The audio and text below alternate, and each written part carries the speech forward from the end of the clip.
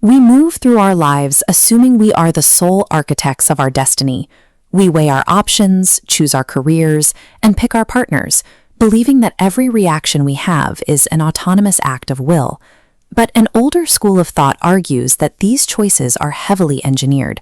They are the predictable output of a cosmic engine, set in motion long before we ever took our first breath. These ancient Indian palm leaf manuscripts record a system known as Nadi. This framework uses thousands of specific configurations to map a single life's trajectory, moving past general archetypes to identify the unique path of an individual. The logic rests on a specific symmetry. The macrocosm of the infinite universe reflects perfectly in the microcosm of human existence. As above, so below. In this system, the planets are more than distant rocks floating in a vacuum. They function as active characters, operating the machinery inside your own consciousness. To understand how this machinery works, we have to look at the starting point of existence, before a physical body is even formed. This photograph shows the textured surface and solar prominence of our sun. In Nadi, the sun represents the Atma, or the soul. It is the bright, life-governing energy at the center of your identity. The ancient sages categorized the sun as the primary governing factor of life. It provides the vitality and independent energy that sustains the self. But the pure soul is met with a necessary counterweight, Saturn. Saturn embodies karma. It acts as the ledger of our unresolved past actions, manifesting in the material world as duties, delays, and the weight of professional labor. The soul seeks expression, but Saturn's ledger demands a balancing of accounts.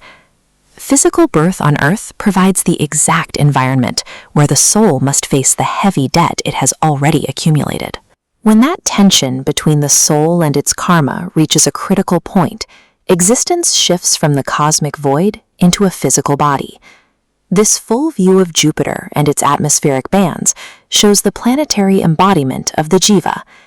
The Jiva is the life force, the concept of self that seeks wisdom, nobility, and growth on Earth. To function in physical reality, the Jiva requires a set of psychological tools to process its surroundings.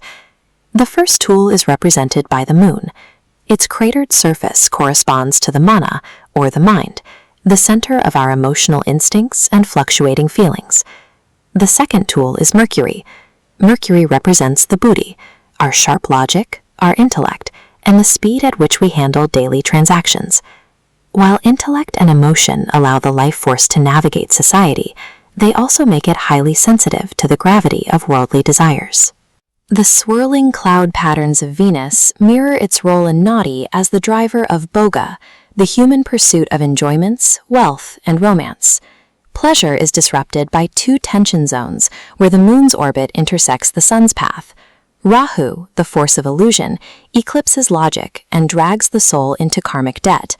Opposite sits Ketu, the force of moksha, blocking attachments and pulling the soul toward spiritual release. Life becomes a constant tug-of-war, a downward pull toward material illusion against an upward vector toward salvation. These are not isolated traits. Inside you, these forces form an integrated ecosystem operating in constant interaction. The self utilizes its emotion and intellect to perform daily actions, attempting to work through the ledger of its past karma. Every decision we make is influenced by the friction between falling for an illusion and seeking liberation. The dense Sanskrit text in these charts functions as a technical diagnostic record. It maps the soul's current condition with the same precision an engineer uses to read a complex schematic. Without knowing which gravitational forces are acting on your life, you are more likely to simply react, following automated loops of habit and desire. By understanding this cosmic map, we bring conscious awareness to our actions.